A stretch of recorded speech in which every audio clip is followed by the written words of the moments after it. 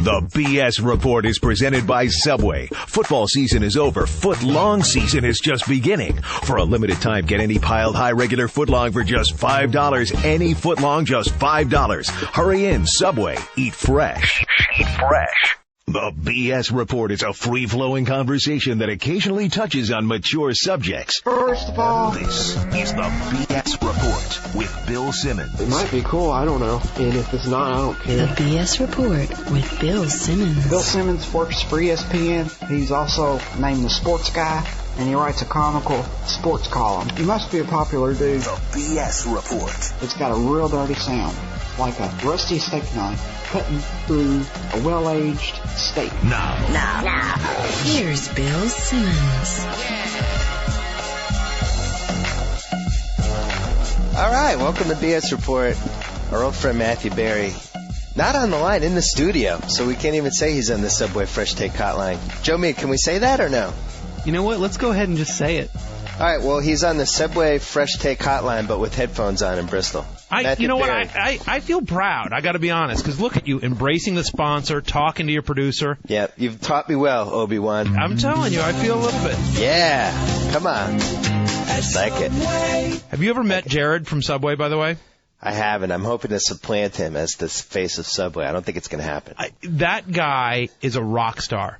I ran into him at the Super Bowl, and, you know, I was with, I had my one little ESPN PR person. We were doing Radio Row, and so we're trying to, do some interviews and that kind of stuff and promote ESPN Fantasy. And Jared walks up, and I swear to God, he's with 8 people. Jared rolls 9 deep. And I'm like, what, are you kidding me? He's got this huge entourage. He's a rock star, and wherever he goes, people are like, Jared. It's ridiculous. So you're talking like 2 PR people, maybe a manager, maybe like somebody holding his, like an assistant host, right? Holding probably his somebody, book. probably a sandwich maker. A Subway representative. No, definitely at least 2 Subway representatives. Someone to get the chicks. Well, speaking of the culture of ridiculous celebrities, right? Last night. And by the way, I'll just say this: I said that to Jared to his face. I said, I can't believe you, Jared from Subway, roll 9 deep. He's like, I know, it's ridiculous. He's actually he actually has a very good sense of humor about himself, which is cool. But and then he said to his people, get this guy away from me right now. I don't know who he is. Security. Speaking of ridiculous celebrities, last night, ABC, 3 hours, The Bachelor. Did you see it? I didn't. Oh. You know what? I keep hoping I'm going to be on The Bachelor, so I don't watch until I'll be on The Bachelor. I used to watch. Oh, listen, enough with the good-looking single guys. Jesse Palmer, right? Our college football analyst, you and I, our colleague here at ESPN, he was The Bachelor. Jesse Palmer doesn't need to be The Bachelor, okay? Jesse Palmer has trust me on this one, Jesse Palmer has no trouble whatsoever. Guy's great looking. He's a college football star. He's on TV. He didn't need to be The Bachelor. They should do a Bachelor. Listen, you want a TV show? How about me? Try a balding guy pushing in his late 30s. See if they can sell me. That would be a show.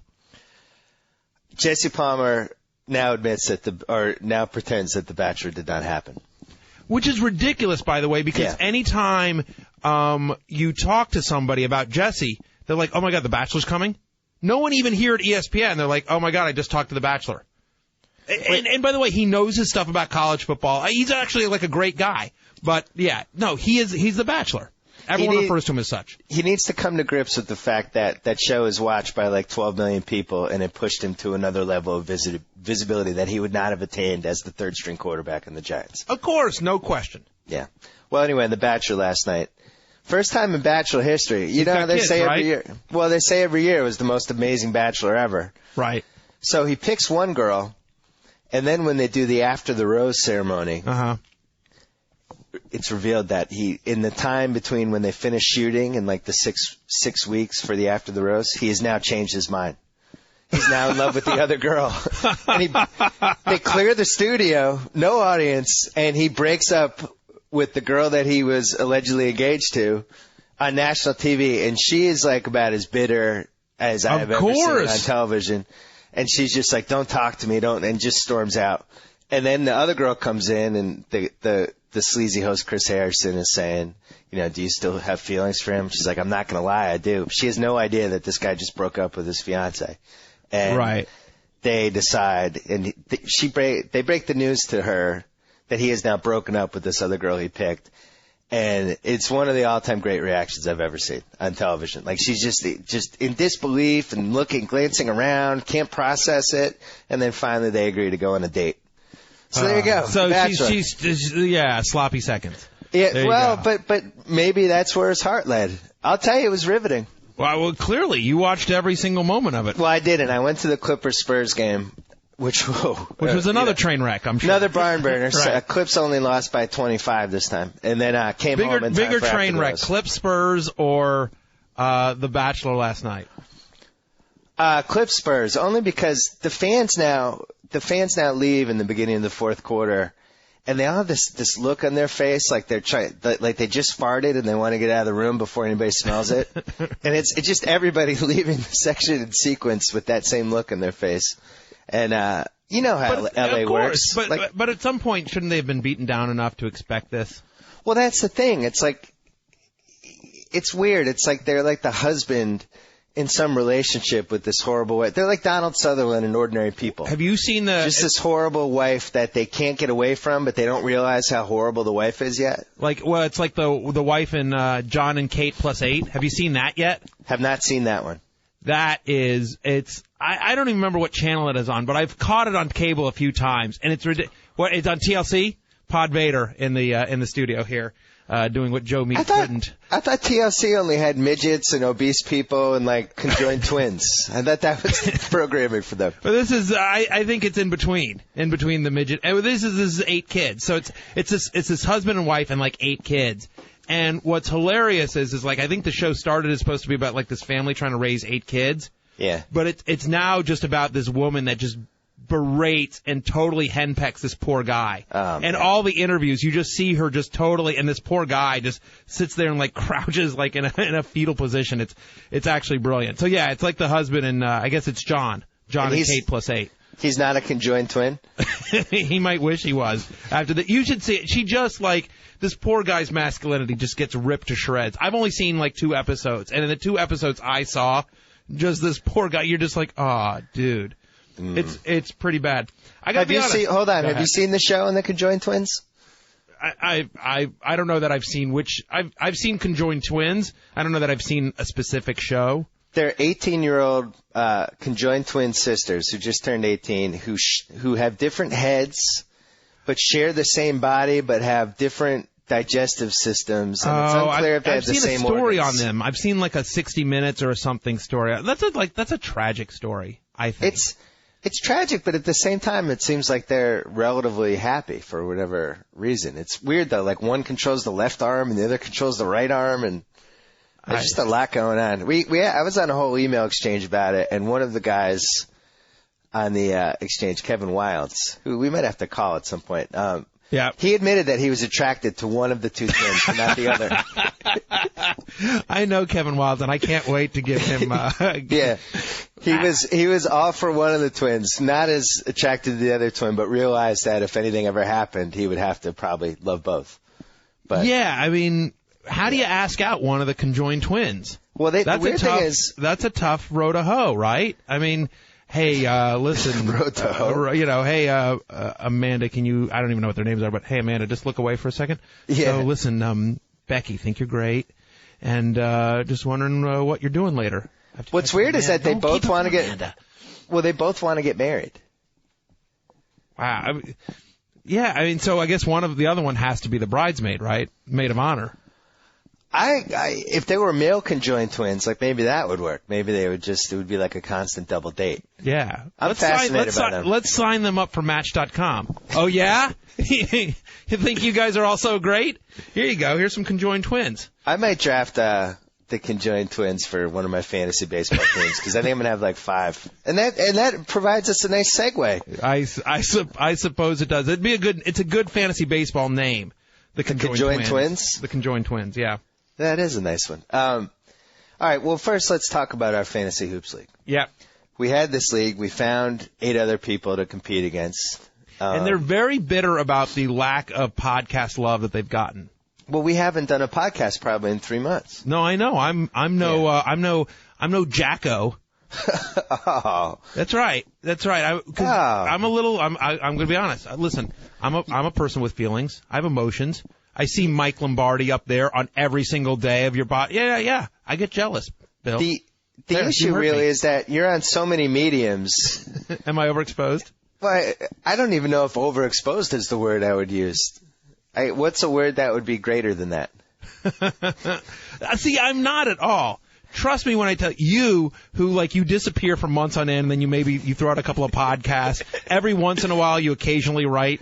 You don't even update your Facebook status. And yet, still, I can't tell you how many times anytime I go out, people, the people that come up to me, they say nice things, they'll be like, Matthew, you're like my favorite writer. Well, you and Simmons. I can't tell you how many times. That's my request. I have 2 requests from the listeners of this podcast. I want to be put in consideration for The Bachelor, because I think that would be the greatest upset in reality television history. And secondly, I want someone to come up to me and not mention your name. Can I say something? Yeah, go ahead. Here's how overexposed you are. Okay. When I emailed my producer Joe Mead, telling him that, the 10:30 time, and he asked if you were going to be in the studio, you were calling in, and I said that you were calling in because you were in Des Moines, Iowa for ESPN The Farming Weekend. Right. And Joe Mead emailed, not challenging it. Joe Mead just emails him back and says, okay, we'll have him call the studio number. Didn't even question it. Joe Mead, you believed ESPN The Farming Weekend. No, I did not. You did. You believed it. I thought, Matthew was taking care of some business in Des Moines, in Des Moines, Iowa. What business would he have in Des Moines, Iowa? I thought he had a sister-in-law, something. Who knows? Joe Mead, this was the biggest disgrace in the history of Notre Dame education, that you believed ESPN The Farming Weekend. Look, there's no Farming Weekend yet, but it's coming. Well, speaking of that, you went to ESPN The Weekend in Orlando, Florida last weekend, right, Matt? Well, sort of. I want to be clear on this. I was not officially part of the weekend. They get very specific about who is part of the weekend, and who wasn't. Well, who was part of the weekend? I think Mike and Mike were part of the weekend. Trey Wingo, Mark Schlereth, the gang from First Take. So Jay Crawford, Dana Jacobson, Skip Bayless were there. I like Jay Crawford. Jay Crawford's a great guy. He's a nice guy. They actually, by the way, they all are. Yeah. Well, they all are, but I specifically like Jay Crawford. And Jay Crawford he's might be the nicest guy. But Trey Wingo's up there, too. But Jay Crawford is one of the 10 nicest people I think I've ever met. That's correct. He is genuinely a great guy. But by the way, Skip Bayless, not at all what you would expect. Actually a genuinely really nice guy and, very reasonable in person. And same with Dana. So I'm actually, I started on cold pizza, so I'm actually, I have very fond feelings about First Take / cold pizza. We started on cold pizza. That's I know. Yeah, I did some snuff films back in the 70s. I also did that. Yeah. Right. Look, who I started with, the very first fantasy segment I ever did was I did a fantasy reality with Buster Olney, who they were just starting out. So there you go. Yeah. This is before he got the before he became Buster hairdo? Olney. He became, Buster was down there and, all the Baseball Tonight guys, Carl Ravitch, Steve Phillips, John Kruk, Peter Gammon. So I don't understand. I wasn't part of it. But you were there though. I was there. They sent me down. Thursday we broadcast the Braves-Astros game, and I did the 6th inning to promote ESPN Fantasy Baseball, which I can do here or at some point during this podcast. But they always yell at me because I don't pimp enough when I'm on your podcast. Why didn't you mention this or why didn't you mention that? So at some point I do have to be a company man and pimp. Well, can we just get it over with now? All right, fine. You can play fantasy baseball for free on ESPN.com. Free live scoring. It's 100% free. Fully customizable. Whatever kind of crazy rules you have, you can play for free.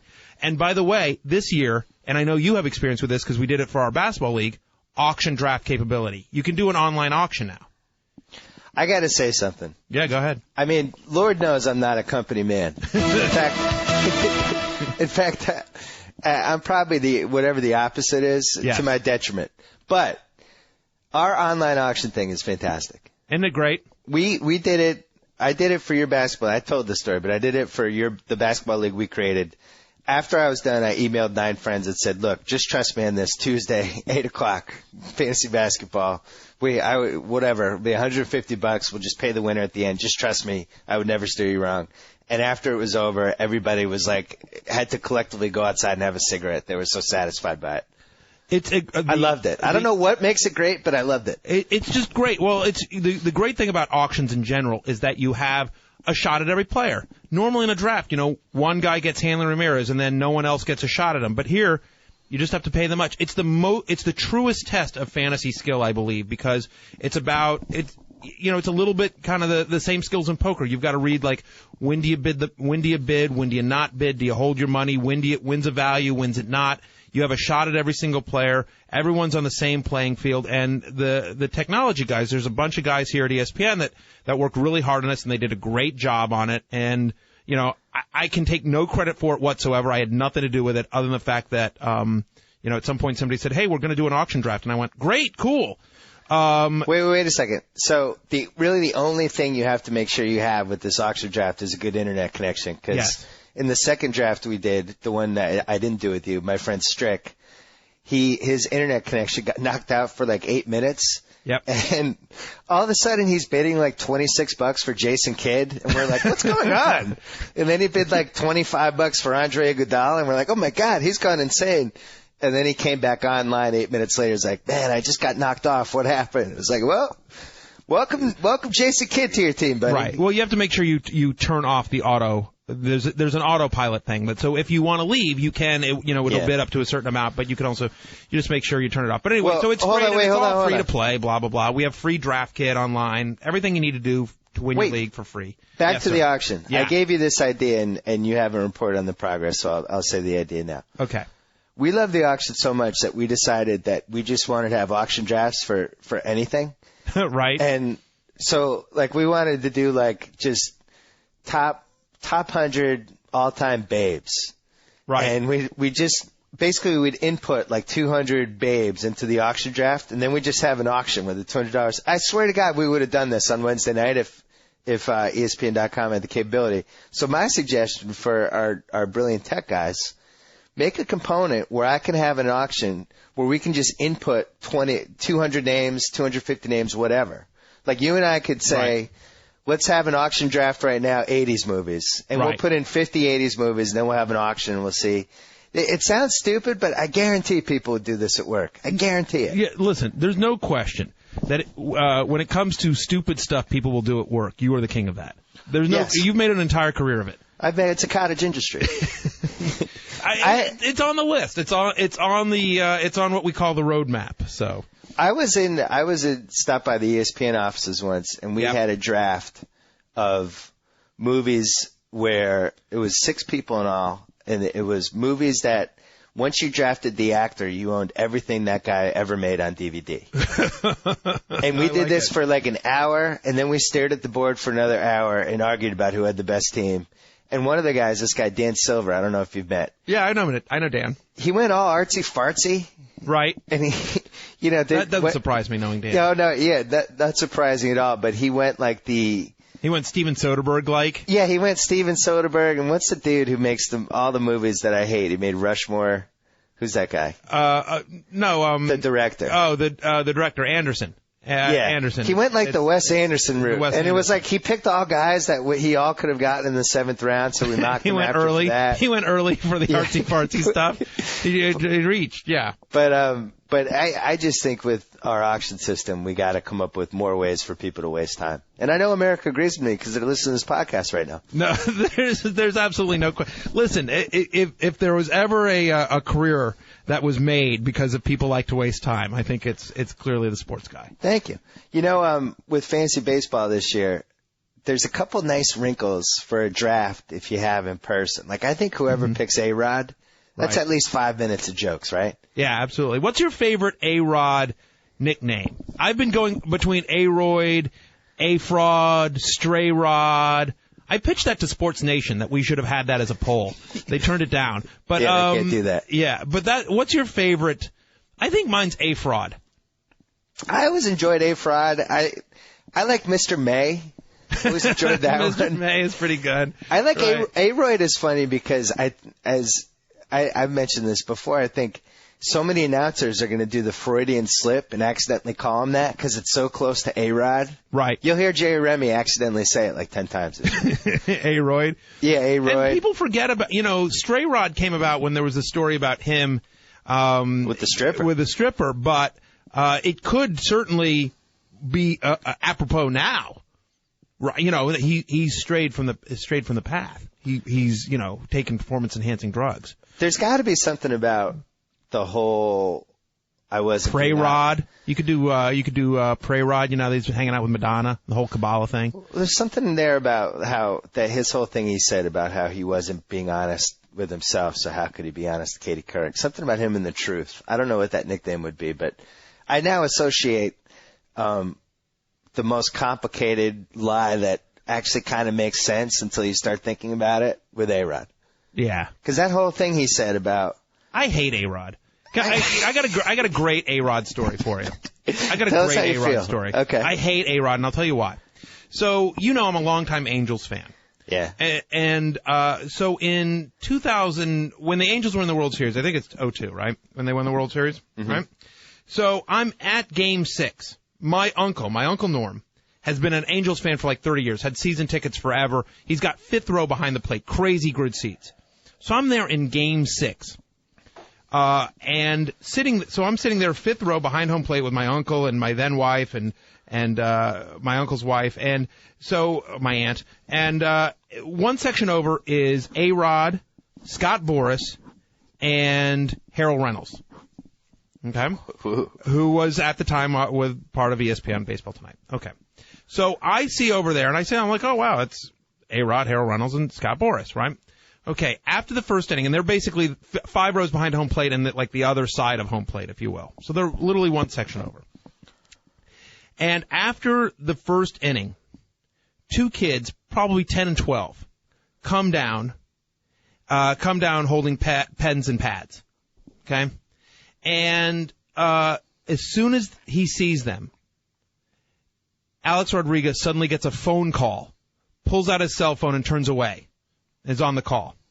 Harold Reynolds gets up, takes pictures with the 2 kids. The mom comes down, signs autographs. Super nice. 2 kids leave. Inning starts again. As soon as the kids leave and the inning starts, I see A-Rod put his phone away, and I see Scott Boras take out his phone. Okay? And I see Boras got on the phone. Then I see at the end of the half inning, 2 guys in yellow security jackets come down and sit around Reynolds, A-Rod, and Scott Boras, so that no kids can come down and bother them the rest of the game. And I don't know why. So I've just told you I don't know what they said on the phone. I can't, I'm just telling you that's just what I saw, one section over. And kids came down, and Harold Reynolds signed autographs and was a super nice guy. A-Rod, switched seats with Boras, so he's one more seat in. Didn't sign any autographs. And listen, I get, if you're A-Rod, if you're somebody that insanely famous, you probably get bombarded 8 million times a day. Right? And there are times when you're just like, I just want to watch. But I was just like, they're kids, and they were coming in the middle of the inning, not disturbing you. You're in a baseball game. You're at a World Series game, which, by the way, you're not playing in. And I just sort of felt like, wow. You know what I mean? When you sign a contract worth $250 million, you sign every autograph that gets asked. That comes with that gig. Do you know why he didn't sign for them? Why is that? Because he wasn't being honest with himself. Yeah. How could he sign his name if he didn't believe in his own name? I just thought that was the jerkiest thing I'd ever. I mean, and it just really bothered me when I saw that. And that he had to hide behind his. That's what I saw. Again, I don't know what was said on the calls. I don't know what was going through his mind. Everything. I don't know what the kid said. I'm just telling you, I saw that whole thing, saw it with my own 2 eyes, and it just drove me. Ever since then, I've hated A-Rod. How can you hate A-Rod but constantly defend Kobe? Aren't they in the same phylum? Not at all.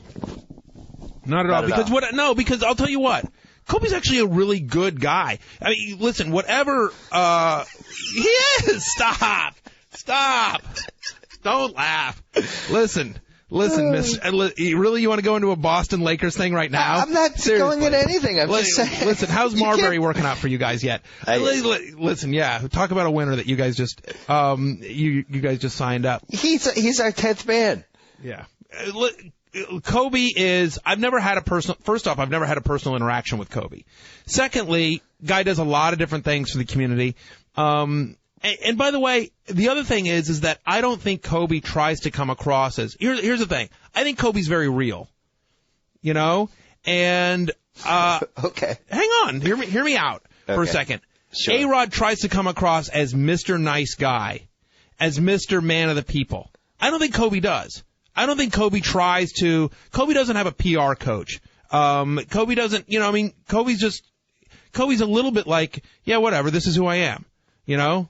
Like her, don't you think? No. I personally think that at all. I think he's been struggling with his identity for like 10 years. I don't think he knows what he is. As witnessed by the fact that he once rapped with Tyra Banks at All-Star Weekend in 2001, or that he changed his number, or that he gives himself nicknames. I don't think he knows who he is. Okay, first off, let's deal with those things one at a time. First off, the thing with Tyra Banks. Yeah. We all have moments with women that we regret. Let's just leave it at that. Was he dating Tyra Banks? No, I don't think so. I can't imagine he was. I urge people to press the pause button on this podcast, go to YouTube, and search for Kobe Tyra Banks, and then watch 4 minutes of absolute magic. Well, listen, Kobe's a man of many skills. I don't know that rapping is right up there. Same with Tyra, actually. Tyra, a woman of many skills, but I don't know that. Well, I had to. She's insane. Listen, you know what? All I can tell you is that I think Kobe is very much a genuine person. In fact, I've heard from insiders that one of the frustrations is that he won't hire a PR guy. That he could come across as more likable, and he won't. He just doesn't care. He's sort of just who he is. I'll tell you one other thing about Kobe. One other thing about Kobe versus A-Rod. Yeah. Kobe's clutch. Yeah, that's true. Kobe is, I'll tell you this. Kobe is clutch, and Kobe earns his money. I think even Kobe detractors would say Kobe's a guy who comes to play every single minute of every single game. Wednesday night against the Grizzlies, he's still out there in minute 38 doing everything he can. And I don't think you say that about A-Rod. And I'll never forget. You don't have anyone calling him A-Fraud, any of his teammates calling him A-Fraud. They may not say he may not be the most genial guy around, but he gives it 110%, and that's what you have to ask for. A-Rod's a guy who, yeah, as you say, Mr. May. I'll never forget his great performance in Game 7 of the Sun Series in 2006. And I certainly won't forget any of his memorable 2008 Finals performances.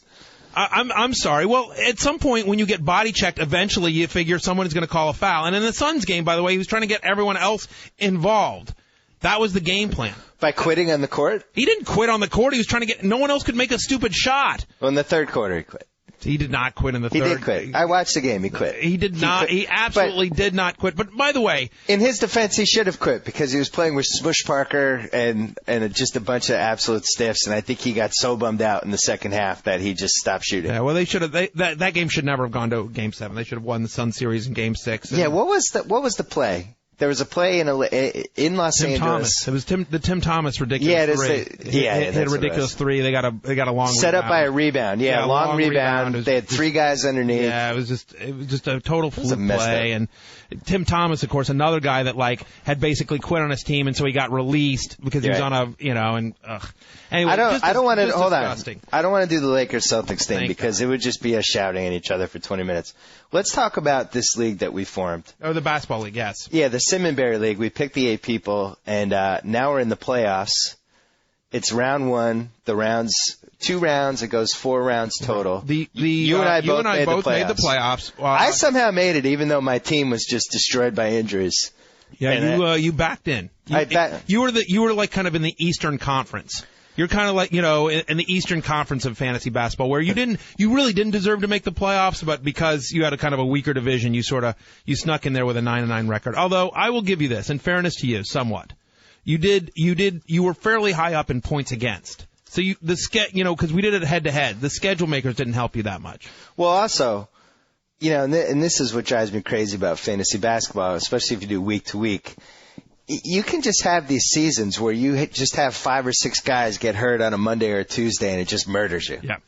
And for some reason, I had that, and then I had the guys that weren't quite injured enough to go on injured reserve, but we're somehow like not playing either. So it was just 4 weeks of carrying Kevin Martin, waiting for his high ankle sprain to recover, but it never did. Yeah. Just one of those weeks. I feel like my team right now. You like your team? I do. Yeah, I like my team too. Let's go over it. We'll have the listeners decide. So here's my team. All right, go ahead. By the way, just so you know, Seattle Matt had the best regular season record. And I'm about to bounce him. Right, and you're playing him. You finished fourth. The top four made the playoffs. Second was Greg Poehler, Amy Poehler's brother. Right. And then I was third, one game behind them, and then you were fourth. So I'm playing Greg. I'm playing Amy's brother. Go ahead. Go over your team. Well, I spent like over 1/4 of my salary cap on Dwayne Wade. Yeah, and that worked out. Yes, it did. I have Pau Gasol, who's been great, especially because Bynum got hurt. Yep. Kevin Martin, who is now great, but really killed me for the first half of the season. Gerald Wallace, who gets injuries that I've never heard before, like ruptured I thought he was spleens. out for the year at one point. Yeah, he gets these injuries. Is like, yeah, he broke his fourth cervical bone. He'll be back next week. So you just never know what's going on with him. My biggest disappointment, actually, John Salmons has been really good for me. Beadrins has been terrible. I've been carrying Salmons, you got hurt by the trade there. Well, but now Lou Aldang is hurt, so. Right. I've carried Gilbert Arenas' corpse all season, and he's still in my IR. That was just $20 down the tube. I got Rondo. I drafted Charlie Villanueva, stupidly waived him, somehow got him back, and now he's been one of my best guys. I have David West, who's been brilliant all season. And then finally, Al Horford. Disappointing. Yeah. Kind of a letdown. Yeah. I mean, he was one of the guys I was counting on. Him and Rondo were my young guys that I thought were going to really step up. But anyway, my team is relatively healthy, and I like my team. Now, here's your team. Yeah, go ahead. You have it pulled up in front of you. I don't have it in front of me. Right. Well, you know, we argued about Shaq. I was just going to say, do you still think he was the worst $4 I ever spent? I do not. Thank you very much. I didn't know about You mocked me so much when I spent $4 on an auction. I was like, trust me, he's going to earn $4, especially in this format. But from what we heard, he wasn't going to play back-to-backs. You know, his foul shooting. What I didn't know, and trust me, I'll be mocking you again when the scandal happens, was what the Phoenix training program would allegedly do with him. Phoenix training staff. He's the next HGH scandal. I'm just saying it now. That whole team is going Balco on us. I'm just kidding, kind of. You have Chris Paul. Yeah, that worked out well for me. You have Josh Smith, who got hurt for a little bit, but now he's back. Yeah, he's been doing okay. He's been a little disappointing. You know who's also been disappointing is Stabby McStabberson, your Paul Pierce.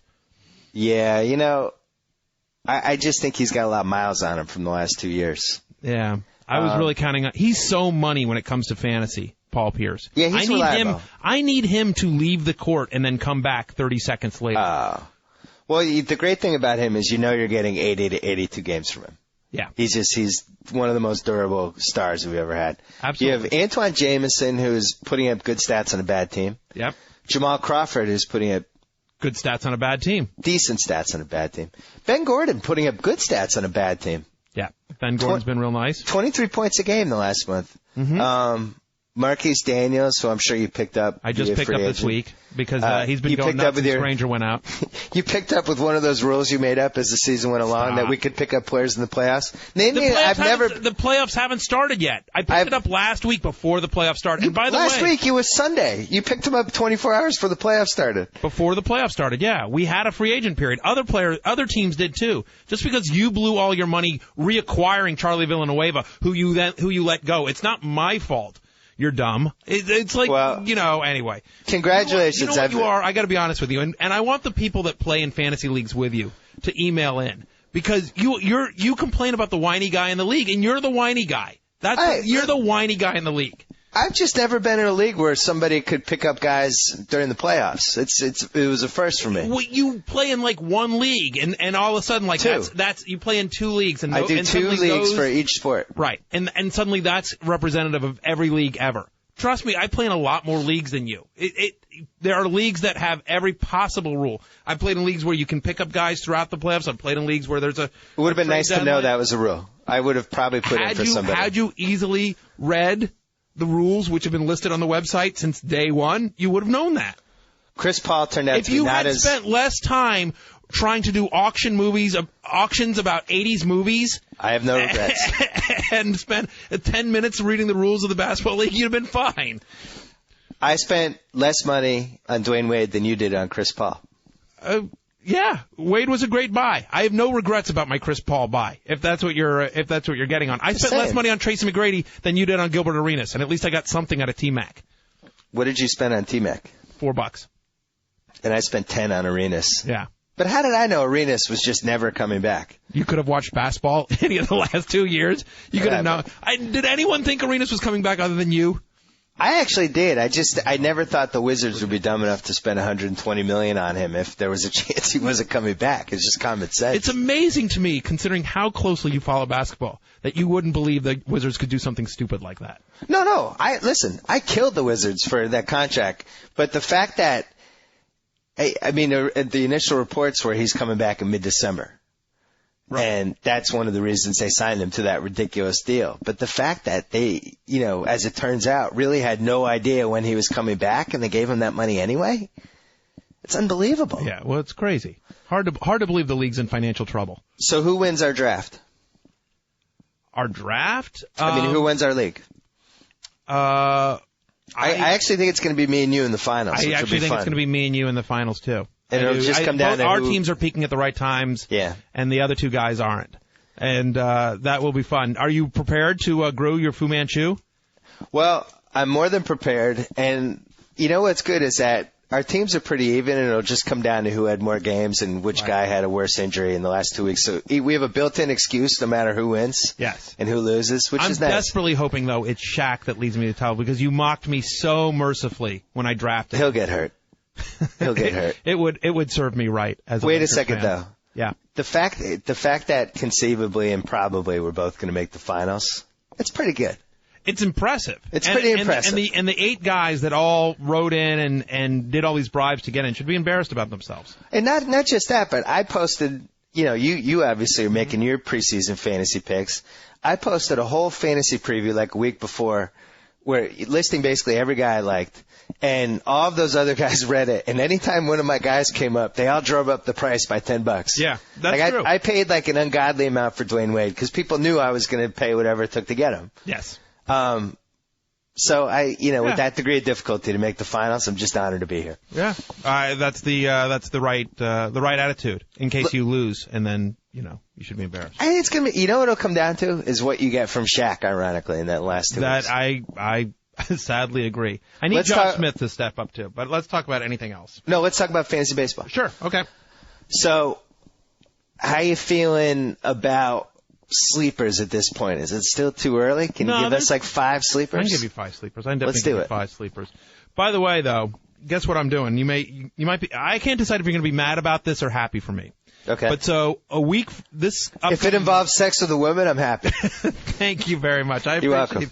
I appreciate that. I do better than people think. I know people like to write to you anytime I'm talking to a girl in a bar, but I do okay. Actually, you know what I want? I want a serious girlfriend. I date a lot. I'd like to meet somebody that I'd like to hang out. This is why you should be the Bachelor. Thank you. I want love, Bill. I want to see you at some Malibu house when you're agonized between the 2 girls leaning over the glass balcony and sobbing. Exactly. I'll make you this deal, Bill. I'll make you, if I'm the Bachelor, you can be my mole or whatever. Don't they usually bring in a guy you can be to interview the ladies, or you'll be my guy to come in and interview all the girls and figure out who's in it for really love and who's in it just to be on TV. Hold on though. Yeah. ABC and ESPN owned by the same company. Yes, they are. Disney. We're always coming up with web ideas and all this stuff to run on the internet, stuff that can get sponsors. Why wouldn't we do a mini version of The Bachelor on ESPN.com with you? We should actually do that. Someone get Rob King on the phone. I'm backing this idea, and I know I would watch it, and I would love to be in charge of picking the 25 bachelorettes for you. If we get this done, you're in charge. Well, okay, question though, because clearly you're going to pick the conjoined twins. Do they count as 1 or 2 of the 25? 1. Okay, 1. All right, that's fine. That's so obvious. You're so obviously going to. I'm going to have the conjoined twins, and I'm definitely picking the lady who played Natalie in Facts of Life. Those are the only two Mindy I can Cohn? guarantee right now. Okay. Yeah, Mindy Cohn will be in. Excellent. Perfect. Yeah. Anyway, fantasy baseball sleepers. Fantasy baseball sleep. Oh, well, I was going to say is so Monday, March 9th, I'm doing a fantasy baseball chat. I haven't chatted since football season. Yeah. And I'm going to try to break the record. I'm going to try to take down Nair. A fantasy starting at 10 a.m. Eastern. So I don't know if you're going to be happy about that or a little, Well, not sure 'cause it's been you and Nair back and forth, and I'm throwing my hat in the ring here. I still hold the record for longest, most entertaining chat. Nair's chat I read. Nair was just pumping up the hours at the end. He was some one-sentence answers about baseball. He wasn't even attempting to be entertaining. I don't even acknowledge that record. All right. Well, so if you're gonna do a long chat, you gotta actually try to be entertaining the entire time. You can't just be like, yeah, I agree, Alex Gordon could be good. Like, that's not a chat. No, I agree. I agree. So I mean, most of my chats I kind of like all over the place. We discuss not just fantasy baseball, but my dating life and pop culture. And I'm not against Nair, but I went through and I read the chat, and by about the 4-hour mark, he was on autopilot. You felt like he was phoning it in a little bit. I just think he was tired and wanted to break the record and was just doing one-sentence answers. I think he's, if you read the first 3 hours of the chat, it was a lot more interesting. Yeah. Well, I never read the chat, but regardless, I'm going to, as I continue to attempt to carve out my own little niche here, because there's, the ESPN, the S in ESPN stands for Simmons. So I just try to carve out my own little niche there, and I'm go for 18 hours. I'm going to try to break the records, which is 12 hours 2 minutes, and then we'll see how far I get. I'm excited. At 10 a.m. Thank you. I'm excited. I'm rooting for you. I appreciate that. You know what I'm like? I'm Apollo in Rocky 3. I'm Apollo in Rocky 3. I want you to do well. I like that analogy. You Thank are. you. All right, couple Five of sleepers for you. 5 sleepers. Number 1, Shin-Soo Choo. He's an outfielder for the Indians who I absolutely love. Last year, after the All-Star break, 343, 11 home runs, 48 RBIs. He looks absolutely fantastic in camp. You and I both did ESPN.com commercials. Yeah. And I've seen yours. And they couldn't take a take where you actually hit a basket, by the way. What's that about? Or did they not have a take where you hit a basket? I hit a couple baskets, and they used the one where I didn't make the shot. Yeah. That's why I made the noise. Right. So anyway, I'm in one like that, too, coming up. And in mine, Grady Sizemore, Matt Holliday, and Alyssa Milano were in the spot as well, and Buster Olney. And I talked to Grady at this thing, and I was just asking him, hey, how's camp going? And he just said, Shin-Soo Choo is hitting everything in sight. Just looks awesome. You're such an idiot. You went down this road last year with Jeff Francoeur. Trust me. And you crashed into the highway divider. I did. But why do you trust these guys? Well, I know. And I gave Brian McCann crap about that when I saw him at the All-Star break. I'm like, you sold me the bill of goods on Francoeur. And he's like, I know. I'm sorry, dude. Yeah, it's Grady Sizemore will be a part. I just got to say this about Shin-Soo Choo. I had him on my AL only league where the 40 deep with the minor leaguers, and he had many cups of coffees with the frozen splinters. Yeah, but he's still young. I'm telling you, Shin-Soo Choo. Trust me on this. No, I know he got hot. In the second half, he's going to have a monster year. Okay, that's one. There's 4 more. One. Another one, Raul Ibanez. An old favorite of mine. Yeah, I got a great stat for you. You're like, listen, I know you hate this, but nothing sexy about Ibanez, nothing interesting, nothing exciting about it. But I got a couple of great stats for you. First off, he's hit at least 20 home runs, 100 RBIs the last 3 years. Now, from April 1st, 2006 till October 1st, 2008, so basically the last 3 seasons, right? Mm-hmm. There have only been 9 players. Only 9 players in Major League Baseball that have hit more RBIs than Raul Ibanez. He's hit more over that time frame than Manny Ramirez, more than Teixeira, more than Carlos Lee. The guy is money in the bank, and now he goes from Safeco in the AL West to the NL East and the Phillies and that bandbox of a ballpark they have. And Ibanez, by the way, is going really, really late. He's going like 32nd among outfielders. We have this thing on ESPN, Doc. We have this live draft results, so you can just click on it and basically see like where anyone's going. Yeah. And so it's pretty cool. So he's going 32nd among outfielders, so you can go a little bit, earlier on him. I have a couple things to add. Okay. First of all, I loved when the Phillies got Raul Ibanez and talked about it on a podcast and got a couple emails from baseball stat dorks claiming that, typical, I don't really understand stats, and all I know is the guy was an RBI machine in a bad stadium, and now he's going to a better lineup. With better guys in front of him. And other than Ichiro, he never had anyone really, on base in front of him. And also, I watched the Red Sox play the Mariners every year, and he was one of the guys who was like, oh, crap, this guy's up. He's going to do something. I just think he's good. And then the other thing that you mentioned is that he's a guy that, for whatever reason, is not fun to take. You're like, Like every year in my AL draft, he'd go for like $16 or $15, and you'd be like, I don't really feel bad about missing out on him. And then he'd put up his 100 RBI again. So I like him. I agree on you. All right. So I'm 1 for 2 with your picks so far. Okay. So you're not with me on Shin-Soo Choo. I'm not. Okay, fair enough. I absolutely love him. Jose Lopez. So I'm going to stay in former Seattle guy. Now I'm going to Seattle. Second baseman for the Mariners. Last year, 17 home runs, 89 RBIs, hit .297. Only 25. This is a guy that's going 11th among second basemen right now. So he's going outside. I mean, in a standard ESPN.com standard league, right, which is 10 teams. Mm-hmm. So people they're 10 starting second basemen are going before anyone drafts Lopez. Last year was a top 4 second baseman in batting average and RBIs. Guy's going to get 20 and 90 this year with a high average. He's basically Jeff Kent when Jeff Kent was good. Right. He's with potential for like 25 home runs. Are we sure he's 25 and he's not one of these Jose Rios signees that's really 30? Who cares? His home runs have gone up for 3 straight years. Lopez is on the right, is kind of on the right path there. Bad OBP, though, for him. Yeah, but you know what? I mean, he basically was really good, then he got injured for a year, wasn't great, and then last year came back strong. He's a guy, especially, because to me, sleepers are one of those things that's like, what's a sleeper, right? To me, it's, I could sit here and say, I think Ricky Nolasco's a sleeper. No, Ricky Nolasco was terrific last year, so I don't know that anyone is surprised by Ricky Nolasco. But do I think he could be, from where he's being drafted, I think he could be an elite top 10 pitcher this year, based on his underlying stats. I would argue that there's 3 types of sleepers. Okay. The first is a young guy who's never done anything yet, but you feel like he will.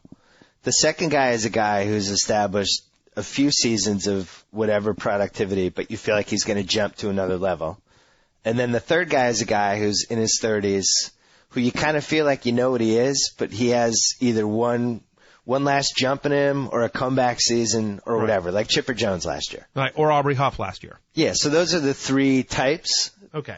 So you've listed now, you've listed all 3 types. You've examples for each one.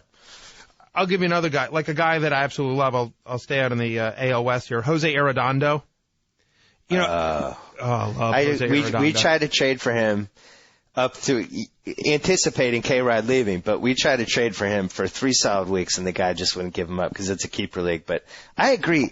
And I also think that and that everyone's was one saying of the now reasons... Fuentes is going to be the guy. Fuentes has lost his job a couple times, and Arredondo is a guy that even if he doesn't become the closer at any point, is still going to have a lot of value. And I'll go this far. I think that Angels-Red Sox series is a little different if Socha leaned on him a little more. I agree with you. With you. Well, and it would have been helpful also if any of the Angels infielders decide to actually make a play. The worst defensive infield I've ever seen in the series. By that same token, the Arredondo type of guy, I think Juan Cruz is like that. Yes, I agree with you. Because first of all, well, not to interject on your 5 sleepers, but I love the Royals in general. I think that whole team's going to take off this year. I like Cruz. I like Soria. I love Mike Aviles. Gordon, this is his 3rd year. He's due to make the 3rd-year leap. I like Billy Butler.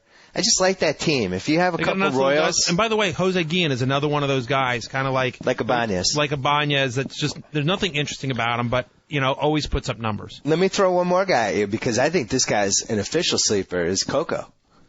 Coco Crisp? Yeah. No pressure. Kansas City leading off every day. Could get like 50 steals. Possibly, if he gets to play every day. I mean, they've got a lot of guys there. They've got DeJesus. I mean, maybe. Well, how's that shaking out? I thought he was playing every day.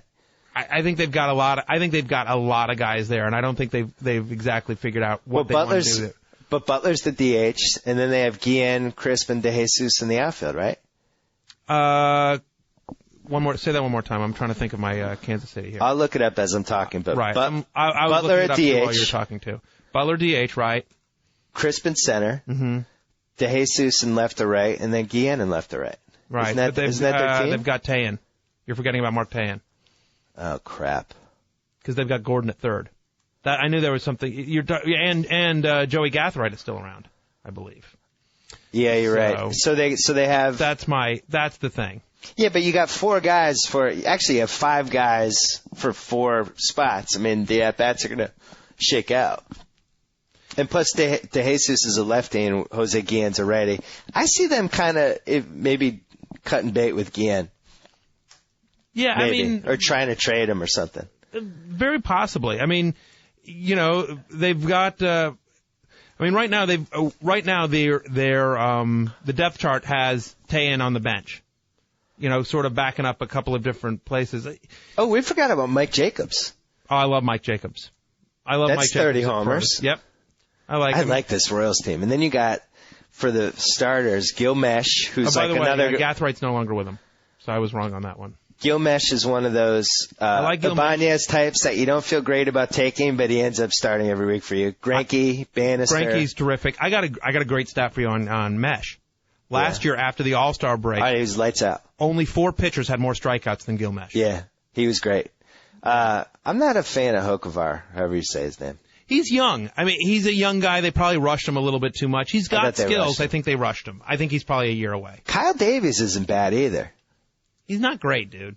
He's not bad. He's not great. He's not a train wreck, though. He's not. I mean, the thing about Kyle Davies is, he was in the Brave system for a while. He's young. He's 25.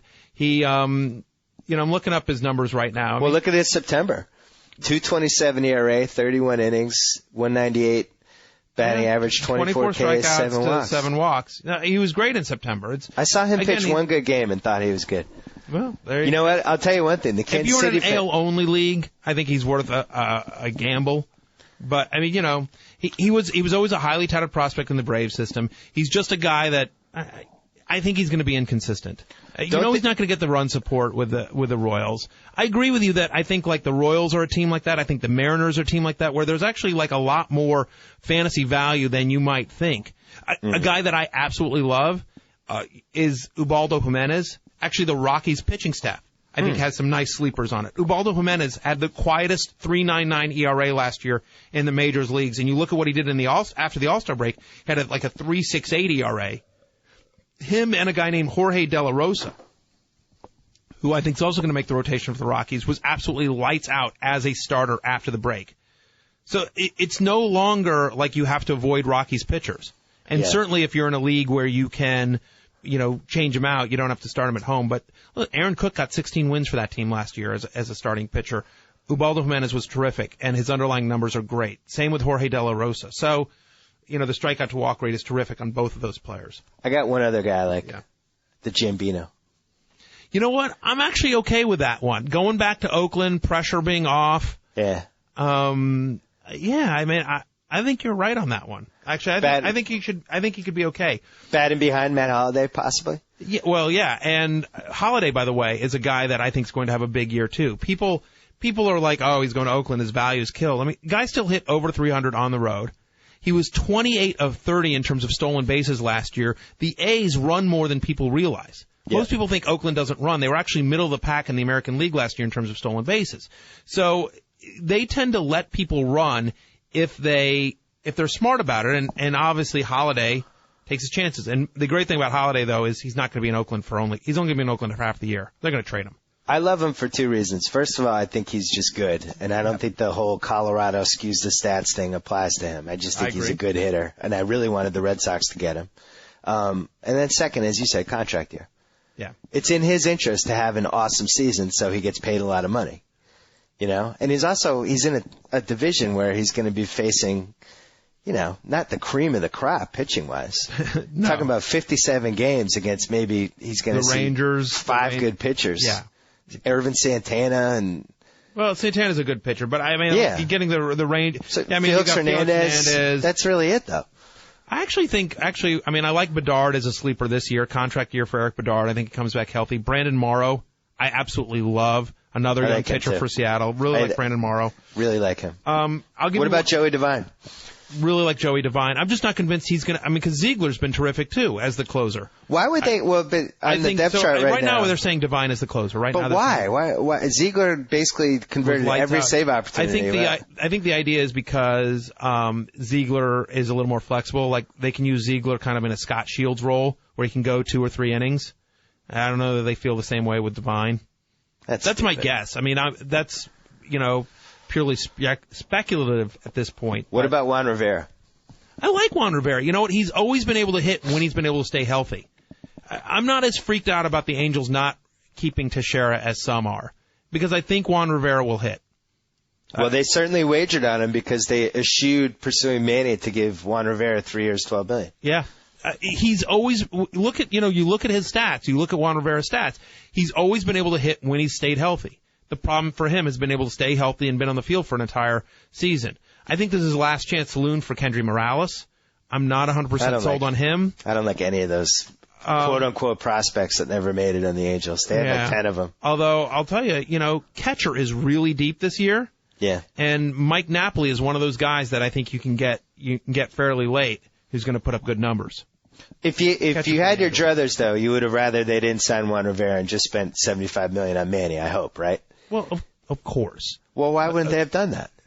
I don't know. They're being fiscally responsible. Didn't you just write 70 million words on how the NBA is losing money? Yeah, but doesn't Manny bring people to the ballpark? Aren't you more interested if he's on your team? Well, sure, of course I am. I don't get the By Nationals. the way, your boy Manny, why don't you send Manny a little text message or something like that? I'm sure you have him on speed dial. Because, he's been crazy. Turning down $45 million from the Dodgers. He's not getting that anywhere else. I don't get it either. I thought for sure that anywhere else. I thought for sure the Nationals, with all the stuff that's happening with them, and the GM had to resign, and just this huge scouting scandal. Just sign Manny for 3 years. Everybody will immediately forget about all this stuff. Just give him $100 million. Right. And the Nats are not even on the map right now. No. I mean, they blew their bank on Adam Dunn there. Give me one starter in each league that you think will kind of turn into what happened with Volquez last year. Well, Ricky Nolasco is a guy that I don't know if he's obscure enough, but 4th in strikeouts after the All-Star break, 15-8. After the All-Star break, listen to this last year, 98 strikeouts and only 12 walks in 95 innings. I think Ricky Nolasco is going to be a top 10 pitcher by the end of the year. That's a guy that I think is just going to be absolutely lights out. I told you I like the Rockies guys a lot. I like Paul Maholm, by the way, who's in Pittsburgh and gets no love at all. But actually, if you look at his numbers, and I did this in my love-hate column, if you look at his numbers and compare him to like Roy Oswalt, Oswalt's better, but not like significantly better. And obviously they go, they got hand in hand there. I'll give you. I got one other sleeper for you that I just want to get out there. That you didn't do an American League starter. Oh, so I didn't. Well, I told Brandon Morrow. Brandon Morrow is the guy that I think it takes the next step. I absolutely love him. I think he has a huge year. Okay. So that would be a guy. In the American League, Stephen Drew, I think is going to have a huge year. Hit 326 after the All-Star break. Finally, a Drew you can root for, Bill. Come on, we won the World Series because of my man JD. Stop it. Do you know he's never hit more than 20 home runs for you? I'm so on board with JD. You can't talk me out of him. God, you're insane. So great. He's our highest paid player. I got to support him. He's so bad. JD Drew is so bad. Oh, stop it. He is. He is the ultimate example of big name, no production.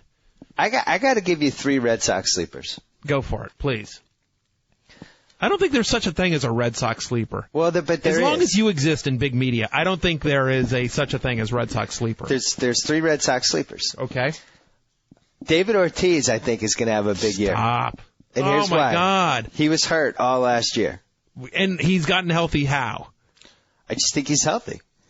You just think he's healthy? I think he's healthy. I think he's motivated. And why would he be motivated? Why is he motivated? Because he had a bad year last year. Yeah, and he sucked in the playoffs. Yes, he did. I think someone will overpay because he's David Ortiz. I don't think he's a sleeper. I think he's a bust, actually. I have him on my hate. See, I feel the opposite. I think he's got the stink on him now. He's got people are like, oh, I don't trust that guy. Maybe he was involved. Maybe he's on that list of 104. Maybe that's why his stats declined. I think there's a little stink on him. So that's one. All right. Here's my second one. Yeah. And this is a guy that you'll get in the, in a mixed league you wouldn't even take, but if it's an American league, late in the draft, whatever. Jed Lowry will end up being the Red Sox. I do actually like shortstop. Jed Lowry. He will be the Red Sox Lowry. shortstop. They will buy out Julio Lugo or trade him for somebody else's mistake or whatever. Right. I'm with you on Jed Lowry. He's a plucky little guy, but to me, Lowry is one of those guys. He's either a deep AL-only league play or nothing at all. I think Lowry's a better real-life player than fantasy player because he doesn't run all that much. He doesn't have that much power. He's a guy that's going to get you at bats and not hurt you, which is the nice thing about him. That's why I like him. Yeah, but from a fantasy perspective, Jed Lowry's not a guy that you're like, Well, that's why I said American League, if runs and RBI are two categories. But here's the guy I really like. Okay. I like that you got the low golf voice. Oh, like the secret voice. Yeah, go ahead. I'm going to do the Jim Rome. Right. Here's the guy I really like. Pause. 1 second, 2 seconds, 3 seconds, 4 seconds, 5 seconds. Rocco Baldelli. I could see that, actually. I could actually see that if he can stay healthy. I mean, because he actually played well in that last month with Tampa Bay last year. I think he's on a 1-year deal, right? I'll make the case in 3 parts. Go for it. Hit the crap out of the ball last year down the stretch when he last played. Month, right. Had this thing that set him back, but now seems to have recovered from. So this is 4 parts. I'm not convinced Jacoby Ellsbury is good. What? I hate to say it, but I watched him all last year, and I don't know. He was never the same after he hurt his wrist, and maybe that was it. But all I can tell you is the last 3 months of the season, you did not want him up. By the playoffs, they just basically jettisoned him and played Coco every day because they just couldn't handle this guy killing them anymore. I'm not totally sold on him lighting it up this year. I could see a platoon where Rocco goes against every lefty. Then you look at JD, who only gets 400, 450 at-bats every year. Rocco's going to get all the leftover at-bats. If he stays healthy, I think he gets to 400 at-bats. And then you have Ortiz, who's not going to play every day either, potentially. No, you aren't. The one thing that scares me about Ortiz, I mean, there's a couple of things, other than the fact that he's 33 and 1,000 pounds. And yeah. RBIs have gone down for 3 straight years. Yes. Home runs have gone down for 3 straight years. His slugging percentage have gone down for 3 straight years. So it's not just that, last year he was injured. He's on a downward trend. I would agree with that. He's on a downward trend. But the last 2 years were explainable because he had a bad knee in 2007, and last year he had the elbow. Okay, so well, but those are 2 fixable injuries that he had. Okay, yeah, but I mean, they haven't fixed it. I mean, I know, it's like you're saying, look, I know he's old, and I know he's been injured the last couple of years. I meant wrist, but not now elbow. but now he's healthy. Now that he's been injured for the last 2 years, he's rested. It's just insane. This is where your Red Sox, your blatant Red Sox Boston homerism comes in and clouds your judgment. Just hear me out for 1 second. I meant wrist, not elbow. So his knee that he hurt was the knee that basically you push off, you get power.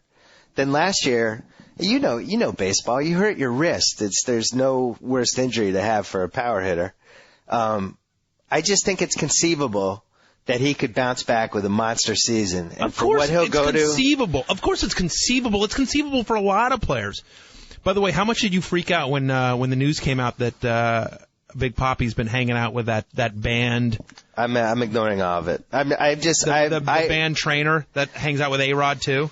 I operate my life right now just assuming the worst with all the Red Sox players so that way, if anything happens, I'm not going to be blindsided. I'm in that mode right now. How angry will you be if it comes out that J.D. Drew used performance-enhancing drugs? Like, he used performance-enhancing drugs and he still sucks. How angry will you be? I gotta say, no performance-enhancing drug thing would make me mad at this point. I just assume these guys are doing it unless proven otherwise. It's kind of sad. Yeah. See, I think just legalize it. Let everyone do it. Now you got an even playing field. Let everyone do it. Can I say one more thing about Ortiz? It's your podcast. Well, the goal when you're picking fantasy players is to try to get somebody in an awesome value that he will exceed. There's no question about it. Fantasy sports is all about value. Absolutely. David Ortiz, if you look at all the big ticket, quote unquote guys who could just put up huge numbers, is the one guy who I think is going to be obscenely undervalued for what he could do. He's the only guy in that category that you would not bet your life against him hitting 50 homers and getting 130 RBI this year. You just wouldn't. Yeah, I mean, he's currently going in the 7th round. So I think that's too low. You know, I don't know. I mean, because then you look at okay, so I'm just looking at DHs, right? Jim Tomei is going in the 14th round. You know, yeah. and well, look at their numbers last year. Jim Tomei last year, 35 home runs, 94 RBIs, hit 257. I'm sorry, I take that back. He hit 30. I'm looking at a different line. He hit 34 home runs, 90 RBIs, 245. That's what he did last year. Hit 245 with 34 and 90. You look at David Ortiz last year, 23, 89, 264. If, let's say, David Ortiz gets healthy, right? Let's say he gets healthy. Maybe he's, let's best case scenario, he hits 265, 40 home runs, 100 RBIs. Best case scenario, I think it's higher than that. Come on, really? He's a 300 hitter. He hit 300. He hit between 288 and 332 every year from 03 to 07. No, last year he hit. Hang on, last year. I said, last year he dipped to 264. It was the worst year he's had since 02. Right. So that's the recent history. I'm just saying, I don't think there is a difference. I'd rather have Jim Tomei 10 rounds later, who's going to put up in a best case scenario, is going to put up slightly less stats than David Ortiz. Do you like these numbers? 332 batting average, 445 on base, 621 slugging, 35 homers, 117 RBI. Yeah, and that's what he did in 07. That was 07. That was 07. That's his 07 number. Those are good numbers, but do I think those are good numbers? That you win the league if you're paying $20 for somebody who puts up those numbers. If that's a big if. But can you explain his 2008 lack of success by the simple fact that he had an injured wrist? Of course you can. And the fact that he's old, and the league has caught up to him, and he's on a 3-year downward trend in all the major power categories. I would say the bigger, if you're going to make a case against him, the bigger thing is that he doesn't have Manny anymore. That's my number one concern with him. I don't care about the age. I think 33 is, unless you're going to play the Mo Vaughn card, that he has just gotten too big and too old. Well, I certainly think that's a concern. I'm with you on Manny. I like Jason Bay. I don't think he's Manny. I still think JD Duke. And that's an understatement. Yeah, listen. It could be a really ugly year for the Red Sox this year. You guys got a lot of question marks. I don't know about Mike Lowell. There's a lot of question marks. I don't agree because the bullpen's so much better this year. Although, I mean, here's the thing. You have nothing but lottery tickets in your rotation. Yeah. Our pitching will carry us this year. We'll see. Beckett needs to stay healthy. You need John Lester to keep at the same level. I do believe in John Lester, but you need him to step up in the way he was. You need Josh Beckett not to be crappy again. You know what I'm most excited about? You need Smoltz to actually be healthy in the second half. Yeah. I'm most excited about to see if Dice can break his record for most starts and least innings pitched. Like, if he had 33 innings and 165 innings pitched, that'd be amazing. Nobody's ever done that. Nobody's ever not ever gotten into the 7th inning ever during a season but pitched the whole season. That's true. Last year, let's see, I'm looking at his last year, 167 innings pitched and started 29 games. It's amazing. Yeah. He made the 8th inning like 3 times. Yeah. All right, we got to go because this went long. I intended this to be 60 minutes. And we superseded it because, we didn't realize it, but now we're on a quest to make you the next Bachelor, or at least the ESPN.com Bachelor. It's definitely a pretty good idea. Hey, are you going to get on the Twitter, by the way? Never. Why it's will the you one not thing do I this? refuse to do. I refuse to do it. I don't even think my friends are interested that if I'm texting them things like, hey, I'm at Coffee Bean and Tea Leaf. See, I think Who cares? I think you were born for Twitter. No way. So never. I will never do it. Because there's somebody on Twitter as Bill Simmons, so you should use this opportunity to say it's not you. I've already done that. Have you? I've made that clear. How have you made that clear? I said on a podcast about 2 weeks ago that there's somebody on Twitter, and he is not me. Oh, I don't, unless I'm on your podcast, I don't listen to it. I don't listen to anyone else's podcast either. I only listen to this to see like what they cut of ours. And then I'm like, oh man, we did that whole thing. I wish they'd let that go in. You need a disclaimer. Yeah. All right, Matthew Berry. All right. Good luck breaking the chat record on March 9th. Well, thank you very much, Bill Simmons. And good luck promoting your free fantasy baseball game. Yes, free on ESPN.com. Also, by the way, I do a podcast every single day that you've been a guest on. And good luck with that. If you're a fan of the podcasting format, Fantasy Focus, me and Nate Ravitz, we do it every day. Half hour. Lots of fun. We make fun of all sorts of stuff. Good luck to you and the Angels. Talk to you soon. See you, Bill. Target % off. Whoa. Thank you for downloading the BS Report with Bill Simmons. Too much fun. Check out more podcasts at the iTunes Music Store or at Pod Center at ESPNradio.com. Peace out.